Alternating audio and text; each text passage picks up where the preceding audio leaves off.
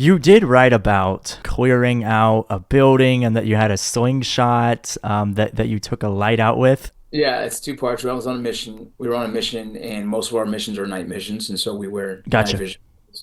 And so in this one, we were using the alley as our means of entry, and we were entering the homes. And as we bounced from house to house to house, at one point there was a very bright white light that was kind of whiting out our nods. Back then, the technology of the night vision didn't do well against white lights. Mm.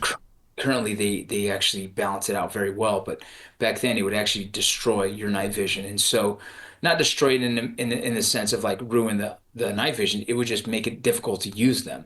And Yeah. so I was on the corner with the squad leader at the time, Sean Braza, and we were looking at it. I said, "You mind if I throw a rock, Sean?" He said, "No."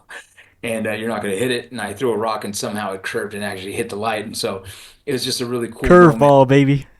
Right. It was a really cool moment, in the Yeah. middle of a mission that was something that we laughed about later, that eventually we started thinking about what are some other options in the near future that we can do to help that situation, right? Because Sure. uh, it did help the continue on of the mission.